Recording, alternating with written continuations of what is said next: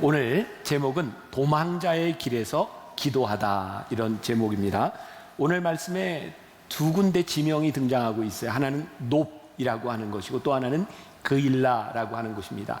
여러분들이 신앙생활을 하면서 그렇게 쉽게 접할 수 있는 지명은 아닙니다. 그런데 오늘 이 놉은 다윗의 도망자의 생활에서 처음 도망지였던 곳이기도 하고 여러분들이 기억하면 좋을 것 같아요. 자, 오늘 말씀에 우리들에게 지금 의문이 드는 부분이 있어요. 다윗의 거짓말입니다. 오늘 말씀은 이 놉에서 일어난 일은 다윗의 거짓말에서 시작합니다. 그런데 제가 말씀을 이렇게 묵상하고 준비하면서 다윗의 거짓말을 통해서 다윗은 그의 도망자의 길에서 기도하는 사람이 됩니다. 그래서 오늘 거짓말과 기도라고 하는 두 가지 부분을 우리들이 이야기하게 될 거예요. 성경에는 다윗 말고도 위험한 때를 지날 때 거짓말을 했던 인물들이 몇 명도 등장하고 있습니다. 그 중에 대표적인 인물이 아브라함 같은 사람이죠. 아브라함은 하나님의 명령을 따라 가나안으로 왔고 믿음의 조상이라고 불리는 사람임에도 불구하고 가뭄으로 인하여 애굽으로 피난 갔을 때 자기 아내를 누이라고 속이고 거짓말했던 장면도 나옵니다. 또 우리가 잘 아는 야곱이라고 하는 사람은 너무너무 축복을 받기를 원했어요. 그래서 아버지를 속이고 형을 속이고 축복 기도를 받은 사람이기도 합니다. 성경은 왜 어쩌면 굳이 이거 뛰어넘고 넘어가도 될 이야기들, 이 거짓말에 대한 이야기들을 그대로 적나라하게 다 적고 있을까요? 그리고 오늘 이 다윗의 거짓말에 대한 이야기도 왜 성경에 나와 있을까요? 저 나름대로 이런 생각을 합니다. 그게 우리 인생이구나. 여러분들 중에 거짓말 안 하고 살 수 있는 사람 있으면 한번 손 들어보세요. 아니, 나 아직 한 번도 거짓말 안 했다. 아마 거짓말을 안 하고 살 수 있을까요? 사실 거짓말이라고 하는 것은 우리들이 습관적으로 하는 그런 거짓말이 아니라 우리 인생의 위기와 아주 절망적인 순간 가운데 우리들에게 찾아오는 것일 수도 있어요. 자, 다윗의 이야기. 다윗은 신학자들이 이렇게 추정하기를 한 15세쯤 되었을 때 사무엘에게서 기름 부음을 받았을 것이다 라고 합니다. 여러분, 기름 부음을 받는다고 하는 의미는 알죠? 왕이 될 것이다, 그런 의미입니다. 근데 다윗이 15살쯤 이렇게 기름 부음을 받고 다윗이 골리앗과 싸울 때 그 기간까지의 시간이 한 5년 정도 흘렀을 것이라고 생각을 합니다. 그 5년의 기간에 다윗은 뭘 하고 있었을까요? 대부분 양을 치고 있었습니다. 그리고 다윗이 원하지 않았던 일을 하죠. 그가 하고 싶어서 했던 일은 아닌 것 같고, 사울 왕이 그 악귀에 이렇게 시달릴 때에 다윗이 악기를 연주함으로 악기를 쫓아내는 그런 일도 하고, 사울 왕의 칼을 드는 역할을 하기도 합니다. 또한 다윗은 그 이후에 골리앗과의 싸움에서 승리한 이후에도 10년 동안 도망자의 생활을 해야 됐습니다. 그러니까 다윗은 본인이 기름 부음을 받고 나는 왕이 될 사람이야 라고 하는 것을 가슴에 품고 있음에도 불구하고 그는 오랜 시간 동안 참 힘든 광야 같은 시간을 지나가야 했습니다. 그런데 그 기간 가운데 우리가 알고 있는 시편 말씀들을 많이 접하게 되죠. 우리가 흔히 이야기하는 주옥 같은, 참 그의 삶의 어려운 시간 가운데서 다윗은 겸손을 배웠고 하나님과의 친밀함을 경험했던 사람입니다. 자, 여기에는 이제 대부분이 저보다 인생을 짧게 산 사람들이 많습니다.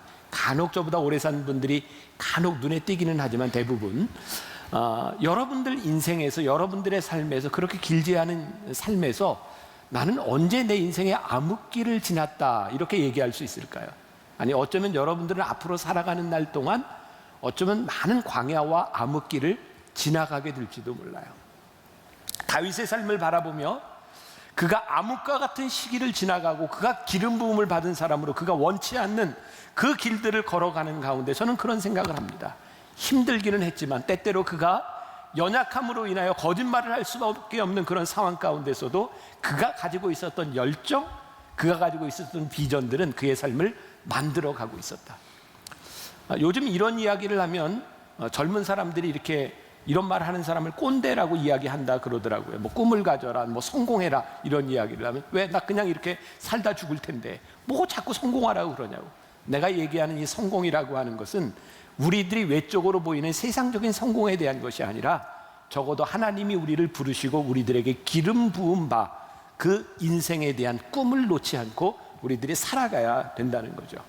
오늘 우리가 주목해야 될 첫 번째 도망지인 놉이라고 한 곳에 다윗이 갔을 때 거기에서 제사장 아히멜렉을 만나게 됩니다. 자, 사무엘상 21장 1절에 보면 다윗이 놉에 가서 제사장 아히멜렉에게 이르니 아히멜렉이 뭐라고 돼 있어? 아히멜렉이 자, 좋은 말 할 때 아히멜렉이 떨며, 떨며. 아히멜렉이 어떻게 해요? 떨며. 말씀을 묵상하다 이게 눈에 딱 들어왔어요. 놉에 찾아간 다윗을 바라보며 아히멜렉은 왜 떨었을까요? 사울 왕이 다윗을 죽이려고 다윗을 암살하려고 했던 그 이야기들이 소문이 났을까요? 안 났을까요? 다 아는 겁니다. 놉에 있던 제사장들에게도 그 이야기가 다 알려져 있던 거예요. 근데 다윗이 와서 뻔한 거짓말을 하는 거예요. 분명히 사울 왕에게 쫓겨서 와 있는 것을 아는데 다윗이 뭐라고 거짓말을 하냐면 사울 왕이 나에게 특명을 줘서 내가 왔다라고 이야기를 하고 있는 것이죠. 이 놉이라고 하는 곳은 제사장들이 모여 사는 곳입니다. 자, 여기 아히멜렉이라고 하는 제사장이 있는데 우리 다윗 시리즈 처음 시작할 때 엘리 제사장에 대한 얘기와 사무엘에 대한 이야기를 했죠? 네. 바로 그 엘리 제사장의 증손자쯤 되는 인물이 아히멜렉입니다. 여기에는 아히멜렉만 있는 것이 아니라 제사장들이 모여 살고 있어서 제사장들이 85명이 거기에 있었어요. 다윗이 거기에서 이제 거짓말을 했는데 문제는 뭐냐면 아히멜렉이 굉장히 곤란하게 된 상황입니다. 지금 살아있는 권력 사울 왕이 죽이려고 하는 다윗을 보호해 주는 것도 쉬운 일이 아니고 그리고 지금 다윗이 떡을 달라고 이야기하는데 줄 떡이 없는 거예요.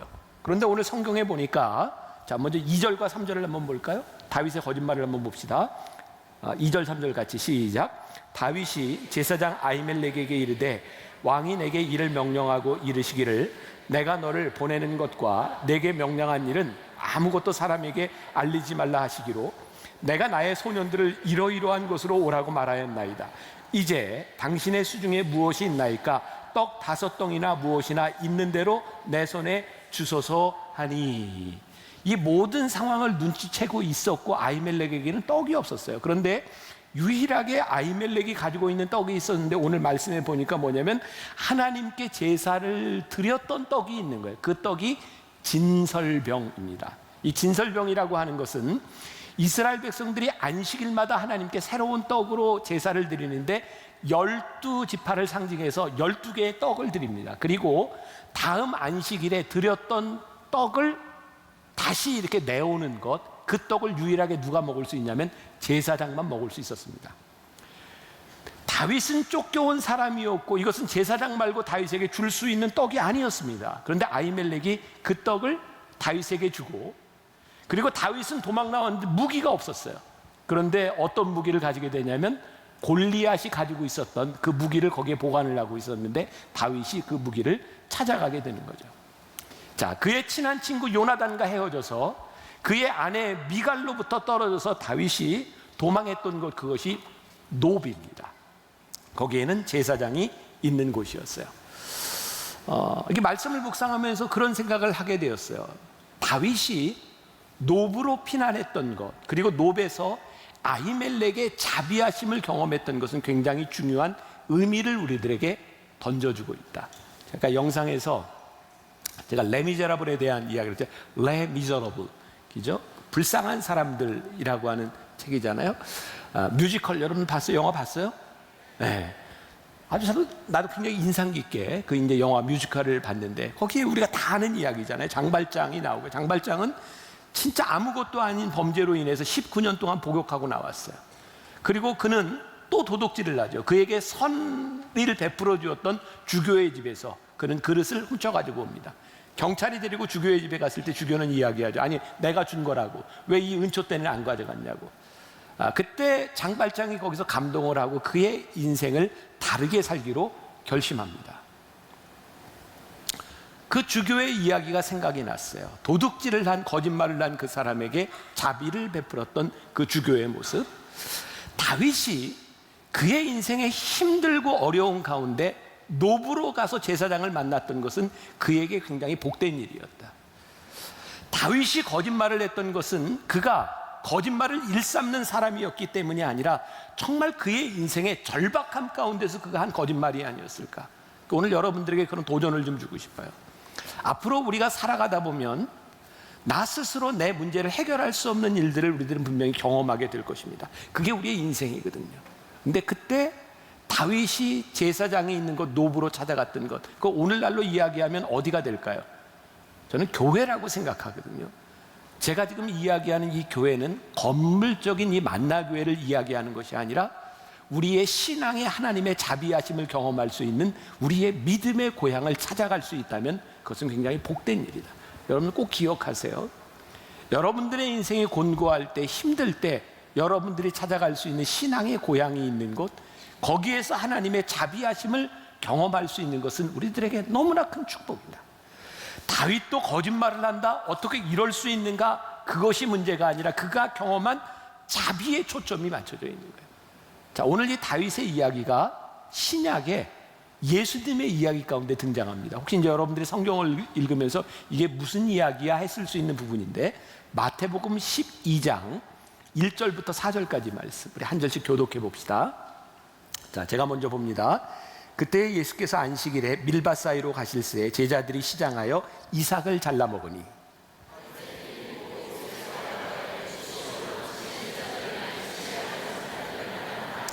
예수께서 이르시되 다윗이 자기와 그 함께한 자들이 시장할 때에 한 일을 잊지 못하였느냐.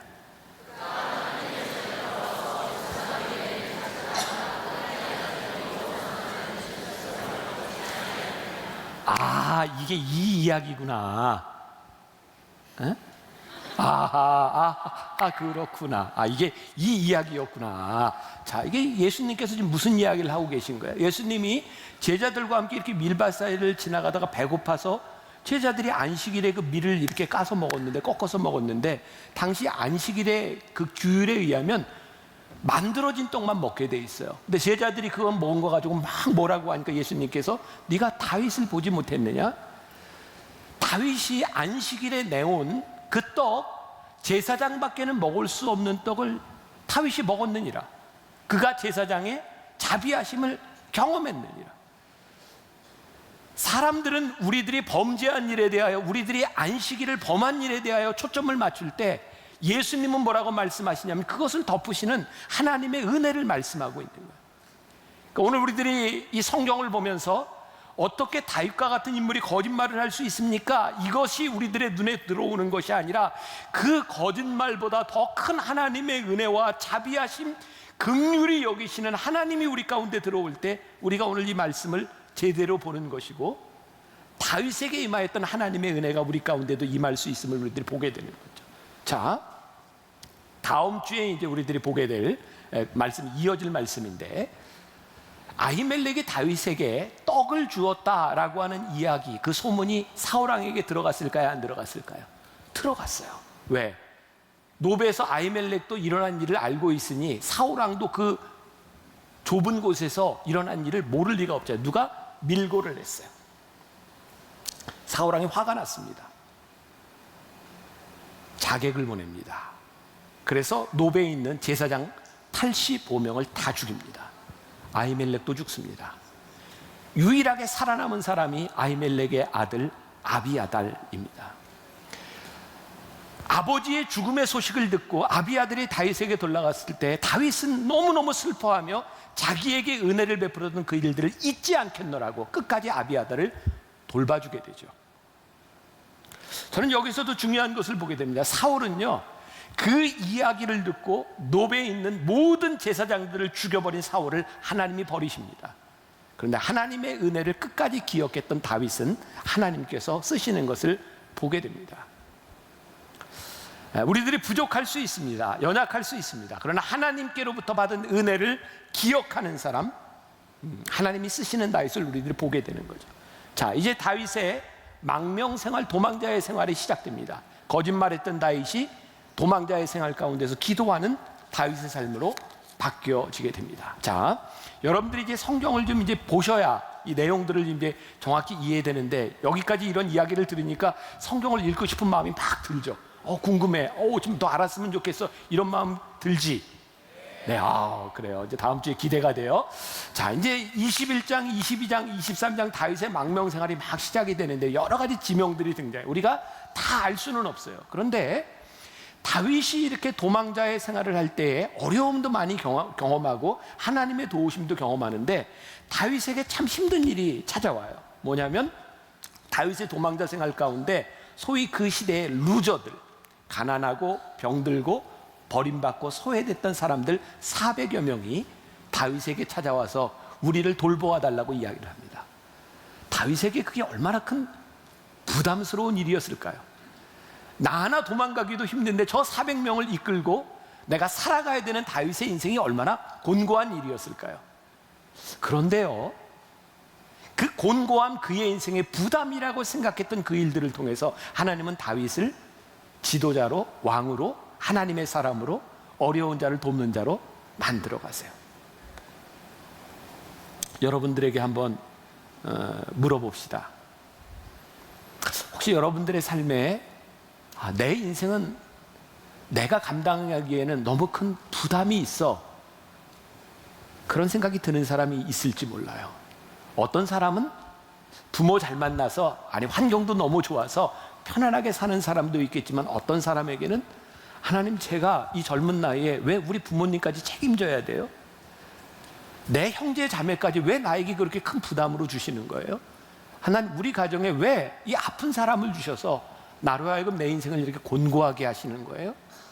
어쩌면 여러분들의 인생에 그런 부담을 가지고 여기 있는 사람도 있을 것 같아요. 저도 말씀을 이렇게 준비하다가, 말씀은 우리들의 삶에 적용하는 거니까 나도 이렇게 말씀을 준비하다가 내 인생에 가장 부담스러웠던 때는 언제였을까를 생각해 봤어요. 부담으로 느껴졌던 때, 생각하면 아무것도 아닐 수 있겠지만 나는 내가 대학원 다니던 시절 생각이 났어요. 대학원 다닐 때 나는 아까 광고할 때 내가 대학 시절에 당구 300 쳤다 그랬는데, 사실 나는 당구를 그렇게 많이 안 쳤어요. 대학교 1학년 때까지만 당구를 쳤어요. 1학년 때 300 치고 그 다음에는 안 쳤어요. 그러니까 난 대학원 가면서부터는 정말 공부를 열심히 한 사람이었어요. 정말 도서관에서만 이렇게 살았던, 믿으세요? 네, 그렇게 정말 열심히 공부할 때였는데, 그때 나에게 부담으로 다가왔던 게, 이제 돌아가신 우리 아버님은 이제 목회를 하셨는데 부흥사였어요. 부흥사. 매주 부흥회를 다니셔서 집안에 무슨 일이 있든 매주 부흥회를 가셨어요. 우리 어머니는 대개 이제 그 시대 분들이 다 그랬던 것처럼 이제 개척교회부터 어렵게 목회를 해오면서 고생을 많이 하셔서 우리 집이 이렇게 여유가 있을 때쯤 돼서는 우리 어머니가 매년 병원에 입원을 하셨어요. 매년 아프셨어요. 아무튼 매년 입원하셨어요. 그때 목사님 여동생이 지금 이제 우리 교회에 있어요. 이렇게 이제 아침 봉사도 하고 이제 3호로 이렇게 있는데, 목사님 여동생이 고3 때 매일 아침마다 도시락 2개를 싸가지고 가고, 그러는 상황 가운데서 어머니는 병원에 입원해 있고, 우리 형과 형수는 미국으로 공부를 하러 갔고, 우리 누나는 결혼을 했는데 남편이 그 당시에 미국 시민권자라 미국으로 가고, 나 혼자 남은 거예요. 낮에는 우리 어머니 병원에 가서 내가 있다가 집에 돌아와서 나도 공부하러 가야 되는데, 내 여동생 도시락을 싸줘야 되는데, 이거 내가 뭐 해봤어요. 근데 내 여동생이 학교 가서 점심 저녁 2번 밥을 먹어야 되는데 똑같은 거 먹을 수는 없잖아. 그래서 그때 요리책을 사다 놓고 내가 이렇게 보면서 5가지 7가지 이렇게 반찬을 이렇게 도시락에 2개를 싸줬어요. 중요한 건 내 여동생이 그걸 전혀 기억하고 있지 못하잖아요. 너무 그때 내가 어떻게 도시락을 싸줬는데, 그때 내 마음 가운데 이런 생각이 들었어요. 왜 나 혼자 이 부담을 져야 될까? 우리 형도, 난 장남도 아니고 나 혼자 왜 이런 부담을 져야 될까? 그게 나에겐 굉장히 실존적인 문제였어요. 그때 여동생이 고3 때 이렇게 야간 자율학습을 마치고 나면 밤 12시 혼자 올 수 없으니까 내가 그때 밤에 또 여동생 데리고 가서 데려오고 하는데, 난 왜 이렇게 힘들지? 이런 생각 가운데 나한테 떠올랐던 게 뭐냐면 우리 형이었어요. 우리 형이 내 고3 때 회사를 다니면서 고3이었던 나를 차를 태워다 주고 데려오고, 우리 사남매 가운데 장남이 가졌던 부담이 참 컸겠다라는 것을 생각하는 순간, 내가 내 여동생에게 해야 되는 일이 참 당연한 일이구나, 이게 참 귀한 일이구나, 부담이 은혜로 다가왔어요. 물론 여러분들이 생각할 때 내가 지나왔던 내 삶의 무게라고 하는 것이 아무것도 아닐 수 있겠지만, 물론 사람들마다 그 무게와 그 부담들이 우리들에게 참 다른 것이겠지만, 하나님은 분명히 우리들에게 하시는 일이 있는데, 우리들의 부담과 우리들의 어려움과 때때로 우리들의 인생의 광야의 시간들을 통해서 하나님은 우리를 만들어가고 계신다는 거예요. 여러분들에게 추천할 만한 책이에요. 내가 이번 주에 읽었던 존 맥스웰의 리더십의 법칙 2.0이라는 책이 있는데, 이 존 맥스웰이라는 분이 목사님이기 때문에 굉장히 아주 기독교적인 시각으로 리더십에 대한 책을 썼고, 미국의 가장 영향력 있는 리더십 전문가 중에 하나예요. 그 책에 이런 내용이 있더라고요. 존 F 케네디 대통령 알죠? 어떤 사람이 이렇게 물었답니다. 당신은 어떻게 전쟁 영웅이 될 수 있었습니까? 미국 대통령들은 대개 전쟁 영웅이거나 군인으로 전쟁에 참여했던 사람들이 많습니다. 어떻게 전쟁 영웅이 될 수 있었습니까? 라고 물었을 때 존 F 케네디가 이렇게 이야기를 합니다. 저는 굉장히 감동적으로 읽었는데 어제 토요일 예배, 10시 예배, 12시 예배 아무도 이야기를 듣고 감동을 안 하더라고요. 이렇게 얘기를 존 F 케네디가 아주 간단합니다. 누군가 내 배를 침몰시켰습니다. 역시 반응이 똑같군요. 나에겐 굉장히 의미 있는 이야기였어요. 어떻게 전쟁 영웅이 될 수 있었냐고요? 누군가 내 배를 침몰시켰습니다. 만일 전쟁에서 아무도 나를 건드리지 않았더라면 나는 절대로 영웅이 될 수 없었을 겁니다. 내 배가 침몰되지 않았다면 내가 거기에서 살아났다고 누구도 이야기하지 않았을 겁니다. 누군가 내 배를 침몰시켰기 때문에 나는 영웅이 된 겁니다. 여러분들의 인생에 부담이 오는 것 굉장히 부담스러운 일입니다. 오늘 다윗에게 400여 명의 사람들이 찾아와서 나를 돌봐주십시오라고 하는 것이 그의 인생에 얼마나 부담스러운 일이었을까요? 근데 하나님께서 그 과정을 통해서 다윗을 훈련시키고 왕이 되게 하시는 거예요. 그런데 설상가상 어떤 일들이 일어났냐면, 이제 그일라라고 하는 지명이 하나 나오게 되는데, 그일라에 있는 사람들이 다윗에게 이야기를 합니다. 블레셋 사람들이 쳐들어옵니다. 우리를 구해 주십시오. 아니, 다윗은 도망자고 이스라엘의 왕은 사울인데 사울한테 가서 이야기를 해야지, 루저들 400명을 이끌고 다니는 다윗에게 우리를 구해달라고 하면 다윗이 어떻게 하냐고요. 그때 다윗이 하나님께 묻습니다. 자, 그게 사무엘상 23장 2절에 나와요. 자, 사무엘상 23장 2절 같이 봅니다. 시작. 여호와께 묻자와 이르되 내가 가서 이 블레셋 사람들을 치리이까? 여호와께서 다윗에게 이르시되 가서 블레셋 사람들을 치고 그일라를 구원하라 하시니, 이제 다윗이 그의 인생의 부담 가운데서 하나님께 묻습니다. 그런데 사무엘상 23장 2절에서 이렇게 묻고 23장 4절로 가서 보세요. 4절 같이 봅니다. 자, 시작. 다윗이 여호와께 다시 묻자온대 여호와께서 대답하여 이르시되 일어나 그일라로 내려가라. 내가 블레셋 사람들을 내 손에 넘기리라 하시니라. 똑같은 말이 반복되고 있죠. 다른 말이 있다면 다시 묻자온대. 전 굉장히 흥미있게 보았어요. 다윗이 그 인생의 부담 가운데서 하나님께 물었는데 하나님이 응답해 주셨거든요. 그런데 다시 묻습니다. 왜일까요? 이게 상황이 믿어지지 않는 거예요. 하나님께서 말씀하는데 내가 그들을 내 손에 넘기리라. 다윗이 가서 전쟁에 승리합니다. 여러분, 정말 힘들고 어려운데 하나님께 기도했는데 확신이 왔는데도 이 확신이 확신 같지가 않아. 내 상황과 빗대어 보면 이건 도저히 이루어질 수 없는 일이야. 다시 물어요. 괜찮습니다. 우리가 의심이 있다고 하는 것은 아직 믿음이 살아있다는 증거예요. 괜찮아요. 그리고 다윗은 전쟁에서 승리합니다. 그런데 또 문제가 생겨요.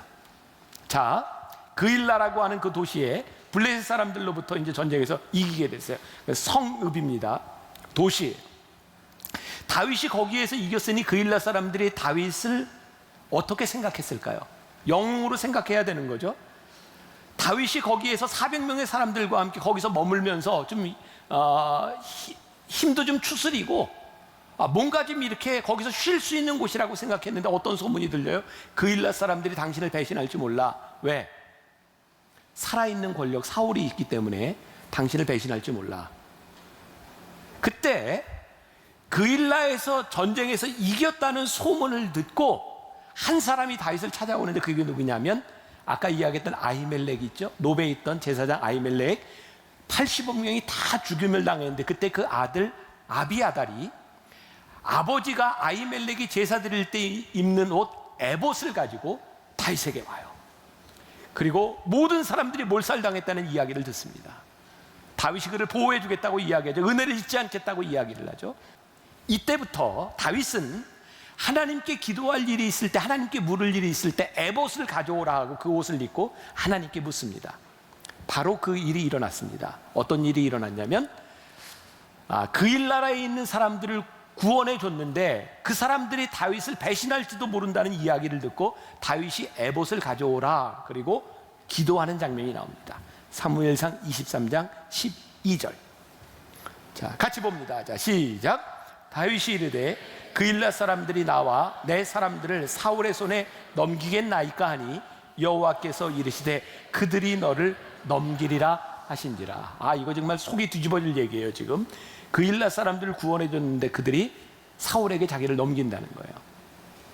자, 여기에서 나는 굉장히 흥미롭게 이 말씀을 보았어요. 여러분들도 흥미가 있어야 되는 거예요. 지금 내 얘기를 듣고. 자, 흥미. 자, 모아서. 자, 보세요. 다윗이 에봇을 가져오라 그랬어요. 그리고 하나님께 기도하잖아요. 다윗은 지금 어떤 마음을 가지고 하나님께 기도할까요? 그일라 사람들이 나를 사울에게 넘겨주겠습니까? 라고 묻는 다윗의 마음 가운데는 지금 원하는 건 뭐예요? 아니, 그일라에 있고 싶은 거예요. 그들이 나를 배신하지 않았으면 좋은 거예요. 왜? 거기서 좀 쉬고 싶고. 근데 다윗이 하나님께 에봇을 가지고 가서 기도했을 때 하나님께서 뭐라고 말씀하시냐면 다윗이 원했던 대답을 해주시지 않았어요. 그들이 너를 사울의 손에 넘기리라, 떠나가라 라고 말합니다. 다윗은 이제 그일라에서 떠나 광야로 십광야라고 하는 곳으로 이제 또 도망자의 생활을 하게 됩니다. 그 십이라고 하는 십광야는 어떤 의미를 가지고 있냐면 철을 재련하는 재련소라고 하는 의미를 가지고 있는 광야입니다. 자, 내가 흥미롭게 보았던 것, 다윗이 그의 뜻을 가지고 그의 원하는 것을 가지고 에봇을 가지고 하나님께 위해서 기도했을 때 하나님은 다윗이 원하는 대로 응답하지 않으셨어요. 하나님은 하나님의 인도하심으로 응답하셨고 다윗은 하나님의 응답하심에 순종합니다. 그리고 광야로 나아갑니다. 다윗이 원하는 일이 아니었지만 하나님이 다윗을 훈련시키기를 원하셨기 때문에 그것으로 몰아가셔서 다윗을 훈련시키시고 더 어려운 과정을 통해서 하나님께서는 다윗을 왕으로 만들어 가세요. 여러분 꼭 기억하세요. 우리가 원하는 것을 가지고 하나님 앞에 와서 기도할 때 하나님은 우리가 원하는 방식으로 대답하시지 않습니다. 우리가 하나님께 물을 때 우리들에게 정말 신앙의 중요한 태도가 있는데 그것은 우리들이 원하는 것이 아니라 하나님께서 응답하시는 것에 대하여 우리들이 기꺼이 순종할 수 있는가, 그리고 광야로 나아갈 수 있는가, 우리들이 훈련 받을 수 있는가, 그 과정들을 통해서 하나님은 우리를 하나님의 사람으로 만들어 가시는 거예요. 오늘 다윗의 이야기를 통해서 우리들이 받는 교훈이 있어요. 우리의 연약함으로 인하여 여러분들의 인생에, 여러분들의 삶에서 거짓말할 수 있어요. 이건 단순히 거짓말에 대한 이야기가 아니라 연약함으로 넘어질 수 있어요. 근데 하나님의 자비하심은 우리의 연약함보다 훨씬 크세요. 기억하세요. 여러분들이 힘들고 연약하고 넘어질 때 하나님을 기억하고 믿음의 사람들을 기억하고 여러분들의 믿음의 유산과 고향이 있음을 기억하세요. 오늘 청년 목회자들이 광고하면서 여러분들에게 나무 공동체 이야기했습니다. 오늘 혹시 여러분들 가운데 예배만 드리는 사람들이 있다면 여러분 그렇게 신앙생활 하지 마세요. 여러분들의 믿음의 공동체와 신앙의 고향을 가지고 있어야 여러분들이 힘들고 지치고 어려울 때 여러분들이 그곳으로 돌아갈 수 있어요. 그리고 그곳에서 여러분들이 하나님의 자비하심과 은혜를 여러분들이 경험할 수 있어요. 그래서 저는 여러분들이 이 신앙의 공동체를 가지는 것은 굉장히 큰 축복이라고 생각합니다. 그리고 하나님의 은혜를 기억할 수 있는 사람이 되는 것. 그리고 여러분들의 인생의 삶을 지나가다가 하나님 앞에 여러분들이 길을 물어야 되는 순간에 여러분들 기도하고 하나님의 뜻이 우리들에게 보이기 시작할 때 그 뜻에 순종하고 기꺼이 갈 수 있는 사람. 그것이 오늘 다윗을 통해서 우리들에게 주시는 아주 중요한 교훈입니다.